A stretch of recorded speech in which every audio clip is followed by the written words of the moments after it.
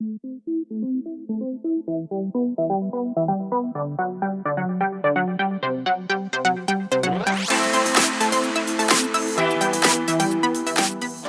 nombre es Hernando Rojas, voy a moderar la plenaria de la noche, quiero darles la bienvenida y quiero empezar por presentar a nuestros expositores de la noche de hoy.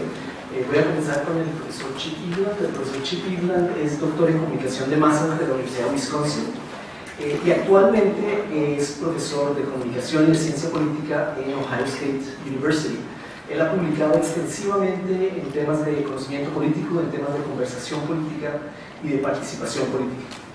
Y el profesor Davan Shah es doctor en comunicación de la Universidad de Minnesota, actualmente trabaja en la Universidad de Wisconsin y también ha publicado extensamente en temas de capital social, en temas de participación política y más recientemente en temas de Big Data y cómo podemos utilizar el Big Data como una técnica de aproximarnos a la realidad.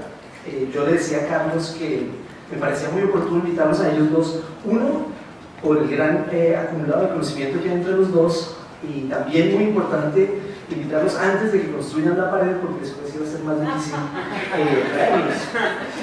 Quiero dejarlos con el profesor Chip Eveland. Si me ayudan a darle la bienvenida.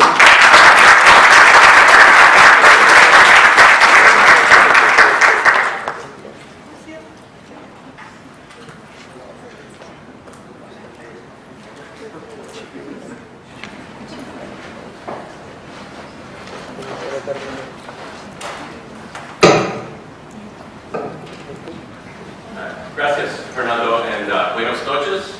That is the end of my Spanish for the evening. It's good though, because if I continue to speak in Spanish, even if you didn't speak in English, you would probably understand less than if I just went ahead and gave my presentation in English.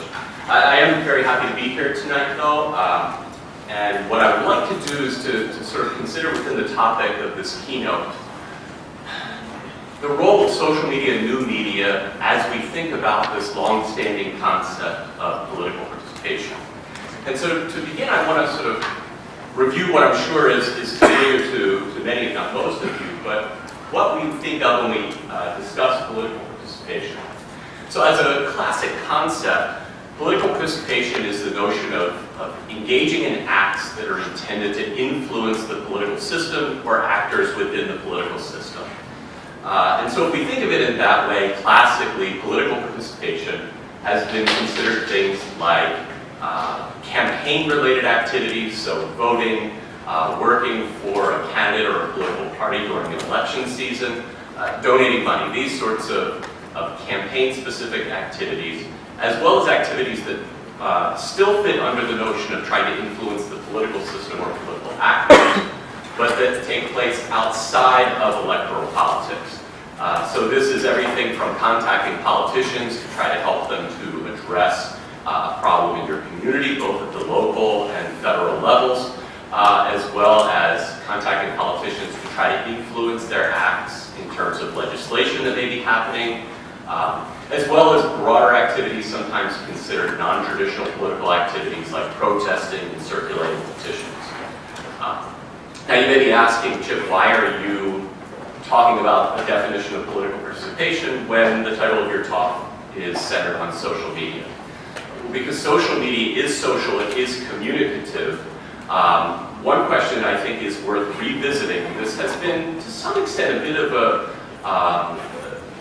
a matter of debate historically as to whether or not actions that are related to discourse and talk about politics actually fit in with the definition of political participation. So, for instance, this is the classic book that when I was a graduate student I read, trying to understand the act of political participation. So I apologize, the cover of the book has seen better days because it was published in 1965. Still sits on my shelf. But a key component of my understanding of the conceptualization of political participation was this figure here on the left. This is something called a Gutman scale that Milbrook came up with. The Gutman scale, it's kind of an old school idea, but it is a scale where all the indicators don't get treated equally. Rather, they're seen as almost a continuum of activities, from activities at the bottom of this scale, which are seen to be rather simple, to acts at the top, which are more complex, and that therefore, in a government scale, as Rojas saw political participation, when you engage in an act at the top, for instance, the very top there says holding public and party office, it implies that you have most likely engaged in all of the acts below it. Whereas the inverse is not true. If you engage in an act at the lower level, for instance, second from the bottom, voting, it does not imply that you have done the things above it. You may or you may not have engaged in those acts. So, what I want to highlight here in Milbrook's scale is at the very bottom of his government scale on what is political participation, he identifies exposing oneself to political stimuli. Now, I can think of this in a classical sense as engaged in use of news media, debates, and other forms of political information. Milbrook thinks of this as sort of a gateway measure of political participation, something he defines as spectator activities. As we move forward up the government scale, we see also attempting to talk another into voting a certain way, as well as initiating a political discussion. So here we're getting into the idea of discourse, of communication, specifically as an act of political participation. Still a low-level act, a spectator activity, but an act nonetheless. Now this is a little different than the definition that I began with. That typically, let's say if we look at Verba, Schlossman, and Brady, their book on political participation, they're not looking at these communicative acts as part of participation. They're thinking of them differently. Now, the behaviors that we think of maybe today as political participation, like contributing time in a political campaign, like contacting a public official, and like voting, certainly are part of participation in Milbrook's thinking. But it makes me think about, as I wanted to talk to you tonight, it makes me think about whether we have to revisit to what extent political talk and other political communication behaviors that we engage in social media are part of the concept of participation, or are somehow independent of participation, and maybe even causal forces influencing political participation. Now, I have a stake in this. Like many others who I have worked with, who have trained me, I have implicitly taken the assumption that political communication is something separate from political participation, and that there is an implied causal relationship. So, for example, in this piece that was published in the International Journal of Public Opinion Research last year, looking comparatively across a number of continents and many countries at the relationship between frequency of political discussion, the extent to which people agree with their political discussion partners, and voting, an obvious clear measure of political participation, we looked at these as part of a causal process model, where frequency and agreement both drive voting. Now, we didn't have panel data, we were not able to determine with any certainty that this was causal, but my point is, myself, folks like Diana Mutz, Robert Huckfeld, they look at this process as being a causal process, as different concepts. Discussion or communication on the one hand, participation on the other. I want to go with a few more quick definitions to define some of the terms that I included in the title of my talk. First, I mentioned information provision. And what I mean by that is the notion that classically has been the function of news media or exposure to news media, but sometimes could be discussion. And that is as a means of either giving someone information or of obtaining information about politics. This was that lowest, exposed oneself to political information. Through social media, clearly we can engage in information provision both as sources but also as recipients. Second, there's been lots of discussion in political science over the past couple of years about the act of deliberation. And social media can be a place where we engage in deliberation as well. This being something related to how we weight the various arguments for and against a position or a candidate, how we learn the perspectives that other people have, how we actually reason through our own connections between our values and our specific political preferences. This is something that can be taking place via social media. Third, advocacy. This fits in, again, Milbroth specifically lays out advocacy, trying to persuade someone to your point of view. It's a little bit different from deliberation. Advocacy is often considered a form of political discussion, but it is, by definition, in some sense, attempting to persuade someone in your favor. That is an act of trying to influence the political system or actors in the system, if you think one of those actors might be someone who would vote. Finally, mobilization. Mobilization is the act of trying to get someone to engage in a behavior. One of the classic findings in political participation is what leads us to participate? Someone asking us to participate. Someone saying, come to the rally, come vote with me, sign this petition. And so these are sort of four of the things that I think we can look at that can take place via social media, but that now start to blur the boundaries between engaging in participation versus engaging in simple communication. It's worth revisiting also just some key things that you all know, but I feel like I have to sort of lay them out there, and that is how social media has blurred boundaries with both interpersonal communication as well as mediated communication. So our political talk, as we thought about it classically, is no longer limited to sort of small personal audiences of people who we know well. It is extended beyond those to potentially really broad audiences if we think about somebody tweeting something, or moderately broad audiences if we think about sharing something on Facebook, then we could still be talking about hundreds of people in the audience. Oops, sorry, I meant to have that up there.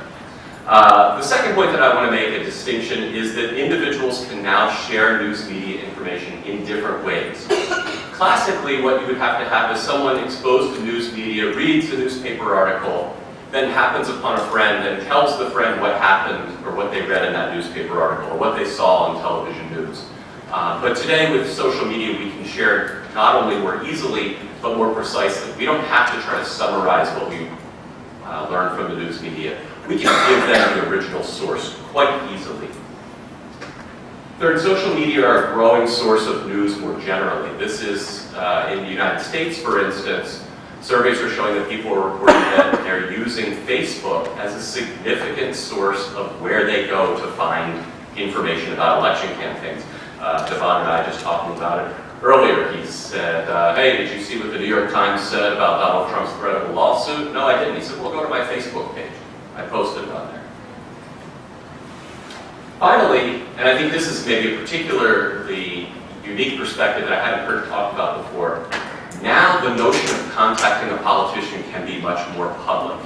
That is, you don't just contact a politician and ask them to help you with something or try to persuade them. You can now tweet to politicians, and all the people who are following them are seeing what you're tweeting to them. In my local town, a town of about 14,000 people, our mayor is on Facebook, and the running joke there is that if there happens to be an animal that was hit by a car, like a squirrel or something like that, laying in the road, you can just contact the mayor on Facebook and he'll come and pick the animal up and get it out of the road. And that is a transition that we're seeing, that people see the responsiveness of the politicians because a lot of these contacts are happening through social media. And that's a thing that has not been discussed very often. I want to start wrapping up with discussing what we can do with social media traces. Now I know that Devon is going to talk about this in much greater detail and with much greater sophistication, but I just want to begin by noting that I think one of the most exciting things that we can do with social media traces is to evaluate the reliability and the validity of survey reports of communication behavior, which have been notoriously criticized for being susceptible to social desirability biases, to be things that are very difficult for people to remember and report accurately. And so there's a lot of questions about our survey-based measures of communication activities. Through social media, we can begin to actually validate those measures with people's public acts that we can capture.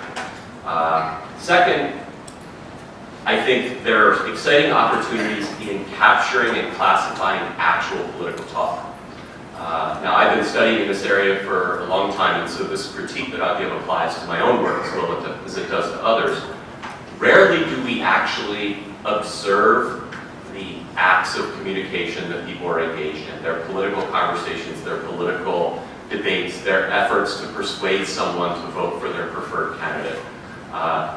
These are things that maybe researchers put people in a laboratory and study in a very unrealistic context. But we can see that today with social media traces. We can actually observe the kinds of actions that people are engaging in and better understand the sorts of talk that people are engaging in rather than just the frequency of their talks. And interestingly, we can use these 4 dimensions that I've mentioned, sharing information, deliberation, seeking to influence and mobilize, to parse out specific aspects of political talk rather than just the general frequency of talk. And finally, one of these great opportunities is to integrate these data at the individual level with our survey responses. For instance, if we interview someone and we just ask them in the survey, hey, by the way, what's your Twitter handle? So that we can go and actually see what kind of things they're posting to social media. Then we can actually integrate our representative survey data with social media information to, I think, really answer some interesting questions that we've been unable to answer to this point. But I want to close with a cautionary note. The physical world is still out there. We may not want to be in it anymore, but it's still out there. And it's not separate and distinct from the social media world. It overlaps with the social media world. It responds to the social media world, and it can cause things to happen in the social media world. You can just sort of look at everyday behavior for this. How many times have you, for instance, seen someone whose post you read on social media a day or 2 before and said, hey, I really found that picture that you posted of where you were, that interesting event that you saw. You begin talking about things that they shared on social media. There's also the notion of multimodality. That is we switch back and forth between modes of communication that suit us based on the time and the place. Social media sometimes signal co-presence together. Well, like that last night. Where that picture that I posted to Facebook with Hernando and Devon and I posing over the city of Monterrey, the beautiful city of Monterrey, that social media post would not have been possible had we not been together communicating in a face-to-face setting. But then this prompts conversations with other people who saw us and who communicate about what we're engaging in. So it's important to realize that these aren't 2 distinct things, that they can influence and interact with one another, and so we can't forget the real world because we're studying the social media world. And the last thing I would say is that when we talk about actual engaging behaviors, there is a large literature on the role of using social media, and in particular also geotagging, to get people to engage together. So if there is a protest happening, for instance, in the city, and people start posting about it on social media, where am I, where is the rally right now, where is it moving to from this street to that street, social media can be used to actually form in-person, physical, face-to-face political participation. So I think it leads us to have a significant challenge. It makes things more complex. It raises questions about the boundaries between concepts like political participation, political discussion, media use, and how we can separate the real world from the social media world. But that's what makes doing this exciting, if you ask me. Gracias. I appreciate the time you devoted.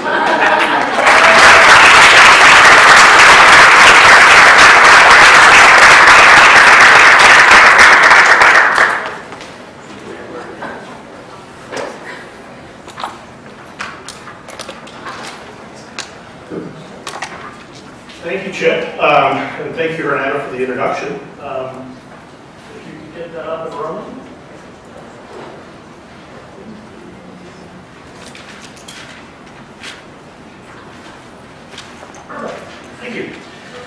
I even have less Spanish than Chip, so I'm just going to say thank you for sticking with us. I know our session started late, but that doesn't make the day end any later, so I'll try to be brief and deliver my remarks in a bit of an abbreviated manner. The title of the session, or the title of my talk today, is Understanding Opinion Dynamics, but in fact, I would probably retitle it Understanding Campaign Dynamics, because a lot of what I want to talk about is around presidential campaigns and presidential politics in the United States. I think it has application in many of the ways Chip specified in this talk. What I want to talk about specifically is the role that expression and conversation in the network public sphere plays, and how it can provide us insights into, if not only public opinion, deeper campaign dynamics that I think we should all be concerned with if we want to study public opinion. So I want to talk about a couple things. One, I want to talk about the volume and valence of online expression during presidential debates. And I want to try to, in that process, connect what people are seeing on their first screen with how they're responding on the second screen, on their mobile device or their computer, because many of us consume media that way. Let me just get a show of hands. How many of you, when you're watching TV, typically are also on your phone or your computer? Many of us do that. The other thing I want to talk about is the role of elites in this process. Sometimes we think about, there's the world out there and then there's the social media world. But within both of those spheres is the role of elites and how they shape our understanding of events, and how oftentimes what we're doing in social media is echoing or amplifying their voices. The last thing I want to talk about is the fact that really what I'm not here to talk about is the idea that social media is somehow a reflection of actual public opinion or cross-sectional public opinion. I think rather it's a way of tracing or understanding what is happening in the public sphere that has great relevance for how public opinion forms. So I want to examine and talk about citizen expression, which I think is often a response to what's happening in broadcast media. I want to talk about the amplification of elite views that happens through those social media environments and how we can trace those.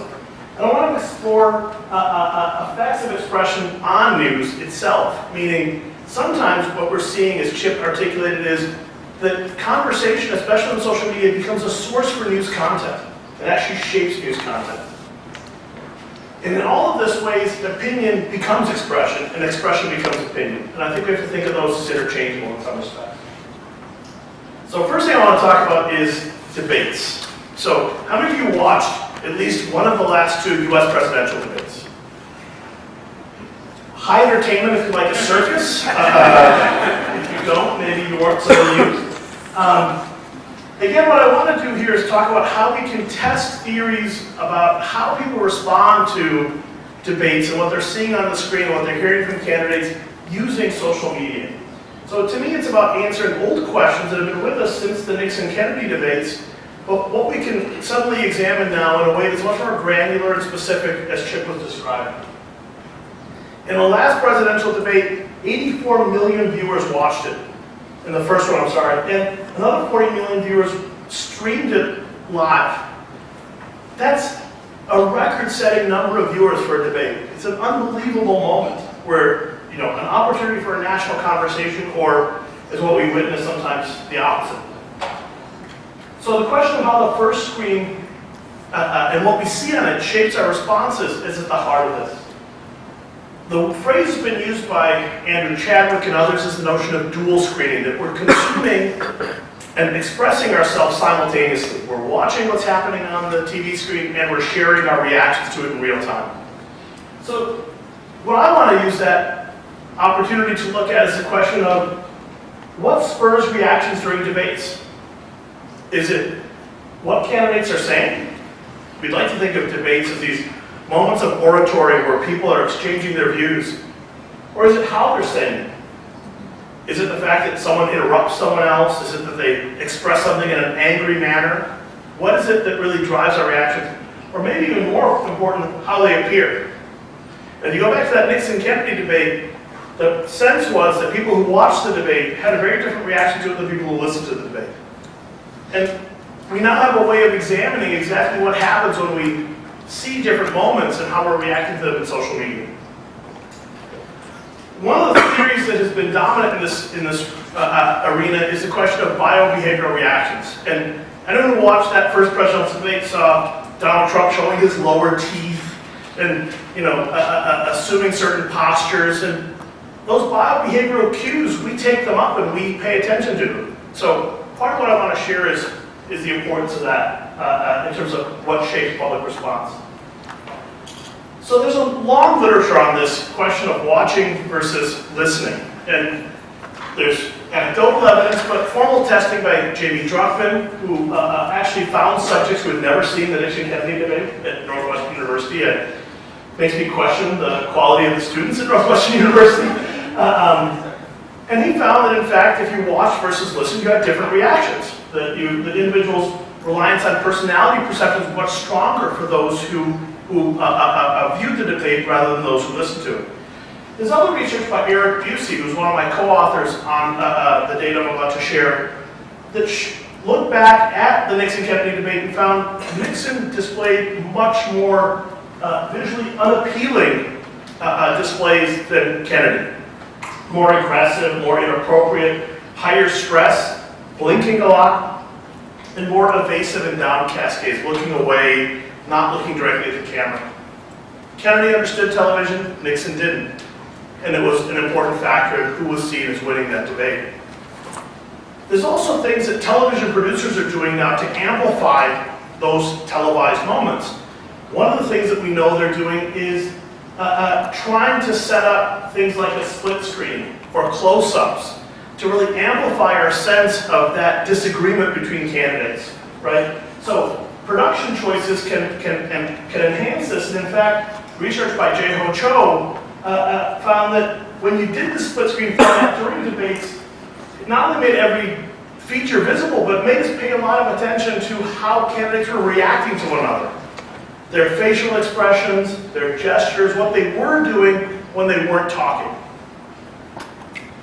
So to examine this question in the 2012 debates, we combined two data sets. One was a data set where we coded each debate for in individual 30-second segments for a range of features. On the one hand, rhetorical features, the kinds of arguments that were made, whether they were attacking, defending, comparing, using narrative, the kinds of memes that were generated, but also the tone of voice that candidates were using.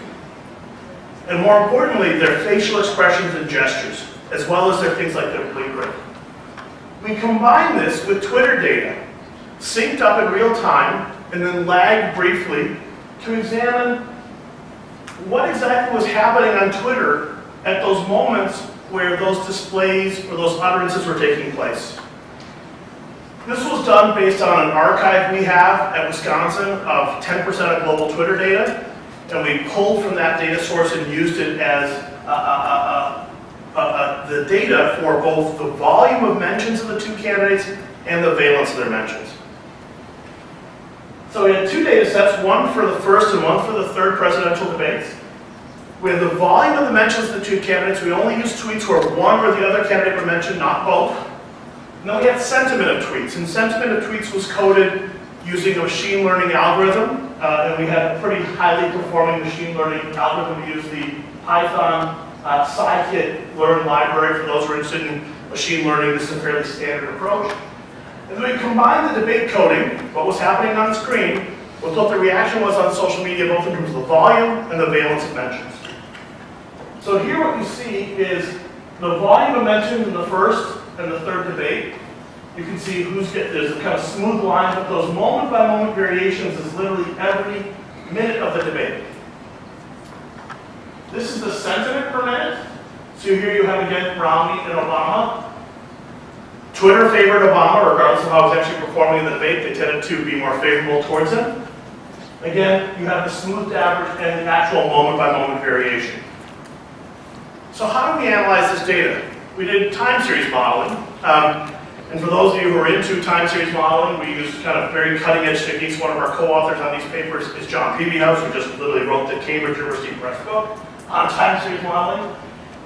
I won't get into the details here because of the limited time, but we did take into account the fact that some of this data is autocorrelated. And so we accounted for that and corrected for that.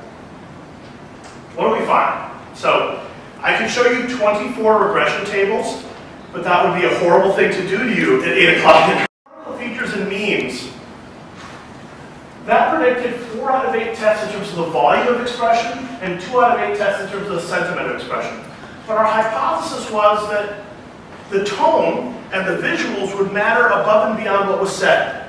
And in fact, what we found was the tonal elements such as vocal manner and pitch did matter. They mattered a great deal. They contributed incremental variance in they mattered to some degree. 3 of 8 tests for volume and 1 of 8 tests for sentiment. But what really mattered was the visual elements. In terms of expressions, gestures, posture, blink rate, contributed to 4 of 8 tests in terms of volume, 3 of 8 tests in terms of valence, and was the most consistent predictors in the model. Meaning, what was happening in social media was a reaction to what was being said, not less about what was being said and more about how the candidates appeared. So, support for the underlying theory here, candidates' nonverbal communication, both their tone, but more importantly their visuals, mattered a great deal for how they were evaluated. Memes, as the utterance mattered more than any rhetorical feature. Tone mattered, but only when it was negative, but what really mattered were those visuals. And I think that's telling. That leaves some open questions. One is, does the content of users' posts concerning those nonverbal displays, is it actually democratically meaningful, or is it just people saying, God, Obama looks good, or Romney looks pissed, right? Is there actually something meaningful there? Is there something democratically consequential, or is it just simple banter? More importantly, do users respond simply to what's happening, or is it mediated by what elites are saying at that same moment in time? So is elite discourse shaping this reaction as well? And then finally, we found these patterns in the US, but I'm speaking to an international audience. Do these factors matter in context outside the US? So we added another layer and we looked at the French presidential debates between Sarkozy and Hollande. And here, we included a layer of advocacy groups, celebrities, media parties, pundits, and looked at what they were saying online at the same time that we were looking at the candidates' behavior and what the general public was saying. This is a chart that shows the various groups and their Twitter activity during that moment. This is the regression models of those tests. I won't, again, bore you with those numbers, but I will highlight 2 here. One is there a pointer on here? This is, okay. So right here, you can see that retweets from the party and retweets from pundits matter a great deal, both in the US context and in the French context. So what elites were doing and the amplification of their voice was a big part of how people are reacting to those moments within the debate. So part of this is speaking to the fact that the spin room is not something that happens after the debate anymore. It's happening in real time. Political elites, pundits, and operatives are shaping the discourse around debates as those debates are unfolding. And that's about the immediate contestation of political meaning. Who's winning the debate in real time? So the last part of my talk I want to use to talk about Donald Trump. A favorite in Mexico, I'm sure.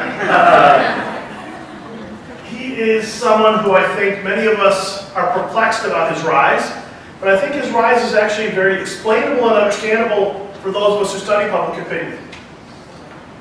So, for starters, I would make the argument that Trump is a master of publicity. He's a master at generating media attention. And this has been a skill set he's honed not just during this presidential election cycle, but from years of being in the media spotlight, beginning with tabloid journalism and his own efforts to publicize himself, sometimes by claiming to be people he's not, like John Barron, his own publicist. Reality television and what he did on The Apprentice and then during the election. He did this oftentimes by trying to appear very authentic. The blue-collar billionaire, which is in a way an oxymoron. But he did it by this very kind of, vernacular rhetoric about things like immigration, terrorism, etc. And in that process, he dominated the news agenda. He generated almost $2 billion in free coverage during the primary period, which is astounding. His closest opponent On the Republican side, during the primary, got 250 million, 8 times as much coverage.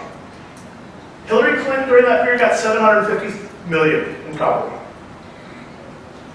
So what we did is we looked at a range of factors. We looked at the dates of the Republican primary debates, Trump's staged public events like campaign rallies, Trump's staged media events where he held press conferences or scheduled interviews, his unscheduled media appearances. Trump called into a lot of TV programs and a lot of radio shows, unscheduled. Then we had a 1% sample of retweets of Trump's posts. We had all news stories mentioning Trump at least twice in blog posts in the New York Times and the Washington Post. And we also controlled for delegate count and public opinion. So what we have at the top here is campaign events, and the key down below highlights, the big vertical lines are the debates. Other ones are various campaign rallies and events and a count per day. Next, you have the Twitter activity, both Trump's tweets and the retweets of his messages. Then you have media coverage, and finally the delegate count as it rises. We also did this controlling for opinion. Same analytic strategy as before. So same exact approach, just a longer time frame. Rather than the 90 minutes of the debate, this was the 9 months of the primary. We also conducted Granger causality tests to structure our model properly, and what we found was the only thing that predicted the structure of this model put retweets and Twitter behavior before the press. So we structured our model in that fashion. What do we find?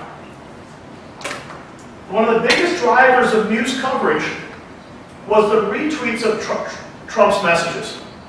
When his followers retweeted his messages a great deal, news media would cover that as a story, as well as his staged media events and his unscheduled appearances. The debate was a constant factor, as you might expect. What about for his blog coverage? Only his retweets and the debates were consistent predictors. So what does this tell us? This tells us that Trump engaged in a kind of hybrid media campaigning. He made himself very available to the press through kind of traditional media subsidies, just saying, yes, I'll be available for interviews. Yes, I'll call into your program. But he also used emerging and digital forms, mainly in terms of using the amplification of his voice to his follower networks. And journalists let him do this. Journalists dutifully covered him in a way that I think suggests that they were complicit in his ascent.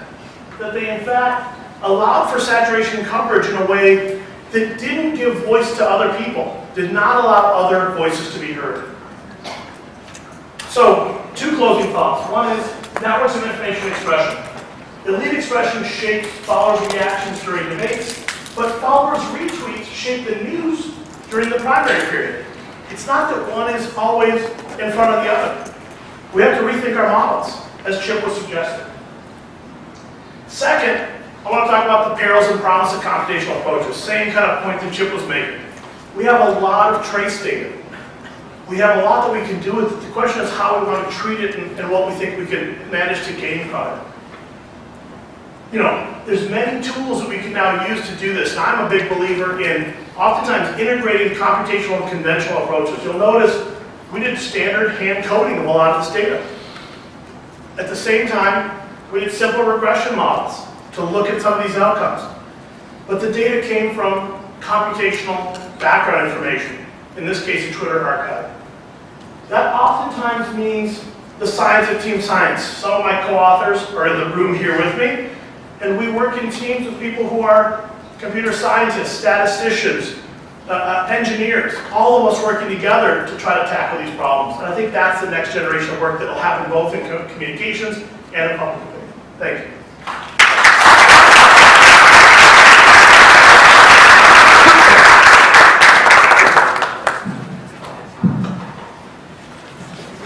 Bueno, para aprovechar estos últimos minutos que nos quedan, yo voy a plantear un par de preguntas para iniciar una conversación entre ellos y después lo voy a abrir al público para que ustedes se unan a la conversación.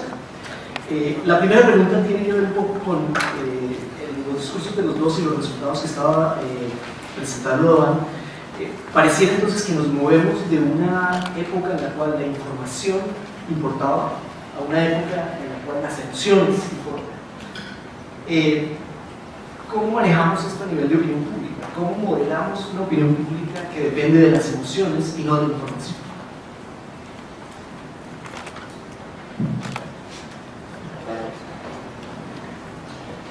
Chip, you want to start? You want me to jump in? Why don't you go ahead? So, I think you're right in saying that emotions are driving a lot of this political discourse. I think what we're seeing in terms of reactions to the debate, even public reactions to the Clinton-Trump debate, was people were certainly some discussion about the issues, but a lot of discussion about the fact that Trump was interrupting her, the fact that Trump was looming behind her. These kinds of socio-emotional cues, I think, are really important for how we interpret those political moments. I think the other way this is shown is a lot of what gets the most circulation in terms of retweets and responses is these kinds of emotional, almost vernacular reactions to what's happening in the political scene. Clinton, I think, is a very confident candidate in many respects, but she's not great at connecting with her audience. Trump, as detestable as he is, I think is quite amazing at connecting with his base, and he does it through emotion and emotional language and really hitting on their concerns. And I think, in a way, he's tapped into some very ugly parts of the American political culture. At the same time, he's tapped into some really deeply felt emotions, and I think that's made him a very powerful candidate. I would add that thinking about emotions from the perspective of what people are expressing, there's multiple ways to think about the emotions. One is the sort of nonverbal affect displays that people engage in that you can code in the debate. And the other is the words that people use to choose to express those emotions and not express emotions. And much of what goes on social media may not be fitting within one of the 4 dimensions that I described. I actually thought about including the 5th dimension, which was expressiveness. That is, I'm not trying to persuade you, I'm not trying to get you to do anything, I'm not trying to give you information. It feels good to, well, put a little sticker at the bottom of your thank you slide, just so people know where to stand, and even if you don't persuade them or you don't need to persuade them. And so I think that notion of actually people expressing emotions is important too. Although I would also say that that's one of the dangers that we have in our politics is, A, the extent to which it gets into too, what's the word I'm searching for here? See, I told you, even when I talk in English, I don't get the right words now. Incendiary, in some cases, to incendiary emotions. And also that some people we know in political conversation, when things get emotional, they withdraw. They don't want to engage in emotional aspects. And so I believe that emotions are a very important consideration to begin to examine more closely, both in terms of people's experience of the emotional displays of candidates and others, but also in how they choose to express emotions, or in some cases how they choose to try to conceal or withhold those emotions. Digamos que esa característica de expresión incendiaria nos devuelve un poco el panel de la mañana y a la pregunta que nos formulaba Alejandro Moreno y que les formulo yo a ellos ahora. Ellos, como esta mañana no había traducción simultánea, no han escuchado la pregunta, entonces para ellos no es una pregunta implantada. Y es, bueno, ¿será que en ese contexto entonces más emocional, posiblemente incendiario, las encuestas de opinión pública hoy no cumplen una labor en favor de la democracia, sino que de pronto son un problema para la democracia? Más o menos es...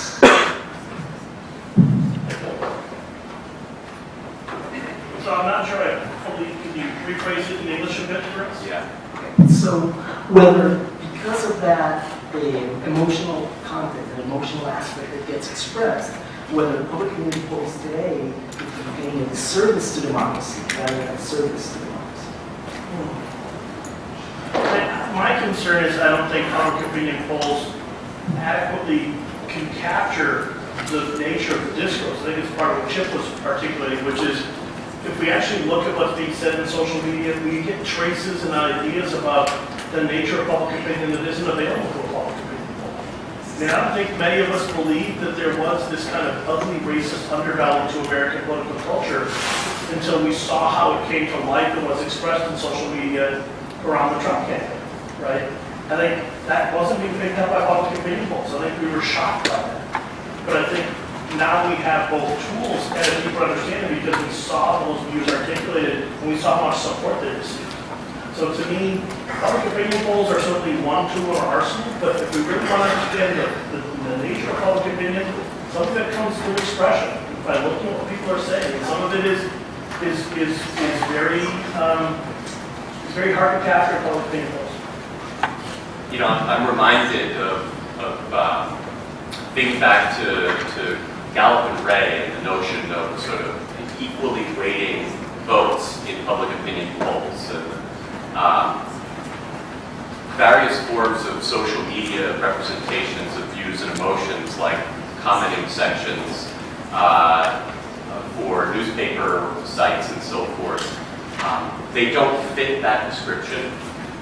We don't know that one person is one person. We don't know how representative, how many people commented or didn't comment. We don't have a sample. There are a number of news media organizations in the United States, and I suspect around the world, that have shut down the commenting functions.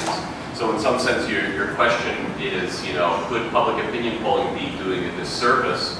And I think some news media organizations have found that allowing a public discussion of their content actually might be doing a disservice to democracy. But at the same time, I completely agree with Devon that it may be doing a service to those of us who study democracy to realize that there is some rottenness, at least in the United States, that we see things that polls didn't show us, but that is there and that has high levels of intensity and affect, at least in some proportion of the population. So. Bueno, y con eso me gustaría abrirlo a preguntas del público.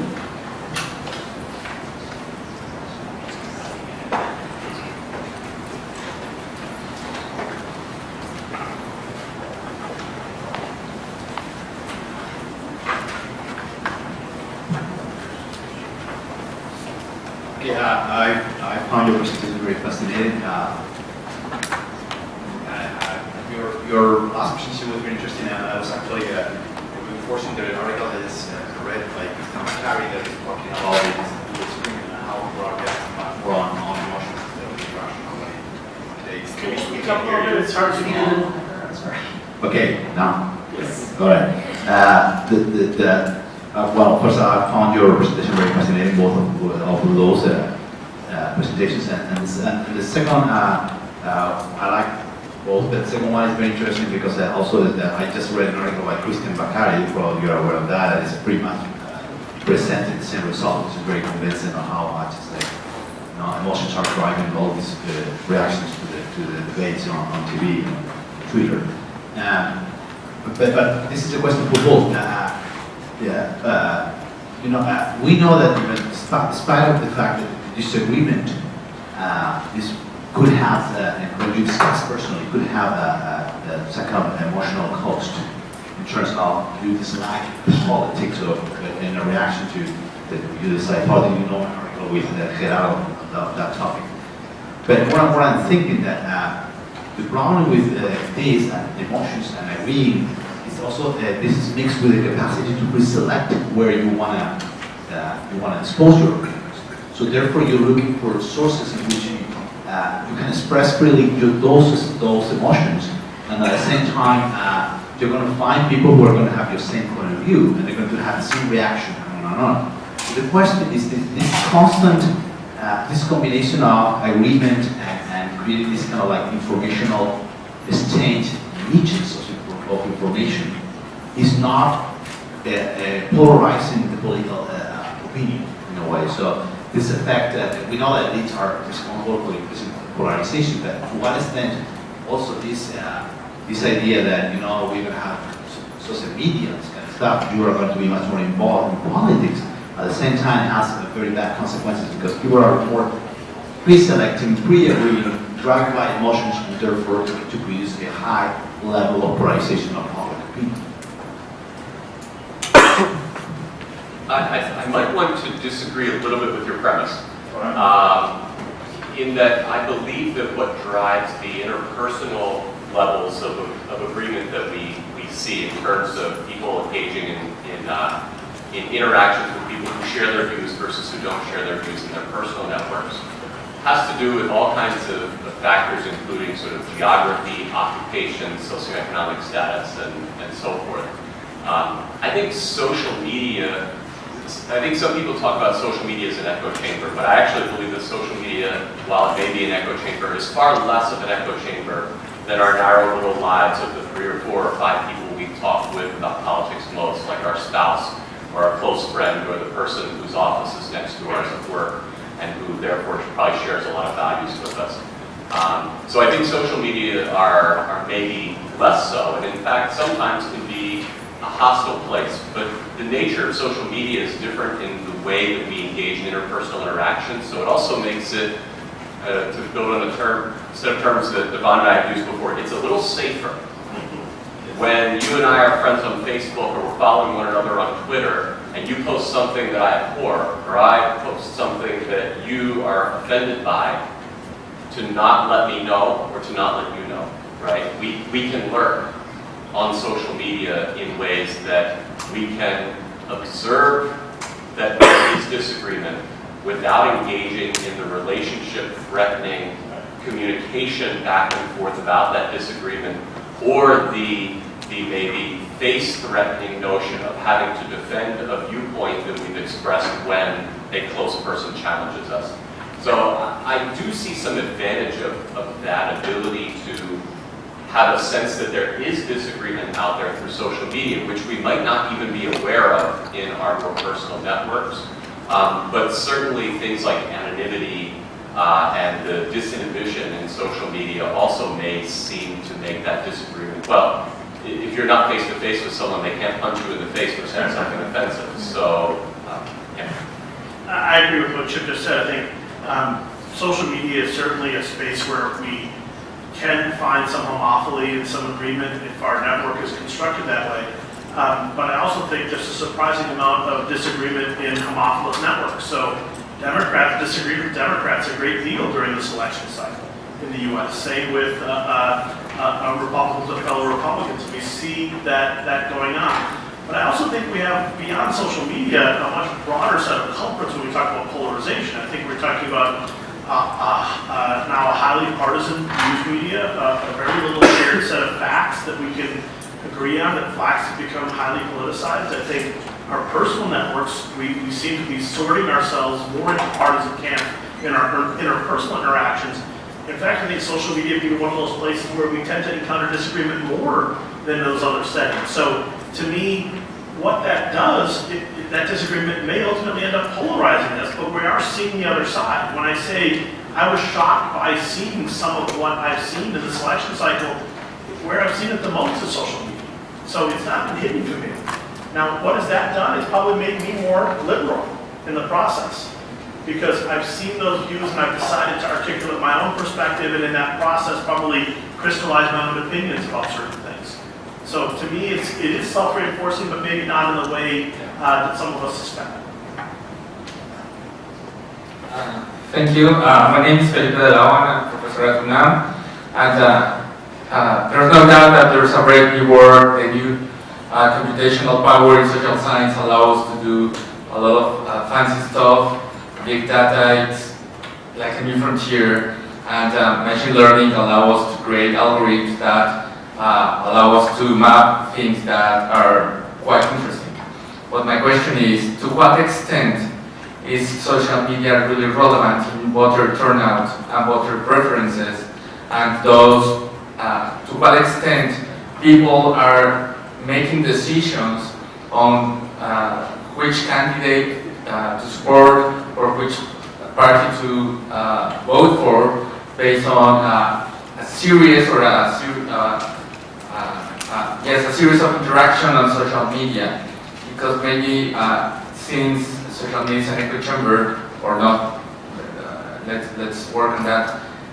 My question would additionally be, is this really relevant, or is there a problem of causation or correlation? I mean, to what extent does the process of social media create a change in voter turnout and voter preferences? And do we have any evidence of that?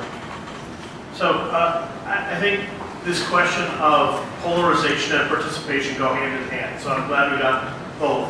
I think there's pretty good evidence and a fair number of meta-analyses at this point that show conversation online and social media interactions and use of social media tends to be related to more political participation. It tends to make us more engaged and participatory.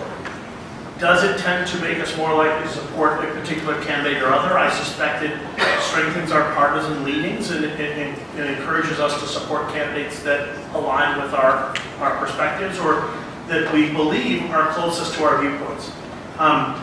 The question of ultimately, how does that relate to get out the vote efforts? I think there's some interesting Facebook experiments showing that even seeing that people in your network indicated that they voted made you more likely to vote. So Facebook actually did this as an experiment, created some controversy because users weren't aware that they were being experimented on, but that's part of Facebook's terms of service.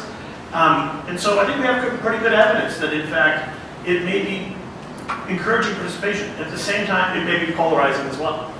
And so that's a really tough question, right? So are we getting more partisan participation? Are we becoming, and this is not just in the US, this is true in many countries, more deeply partisan type of participation and fewer people in the middle who are ultimately supposed to hopefully help us make good decisions, the rationality of the mass public.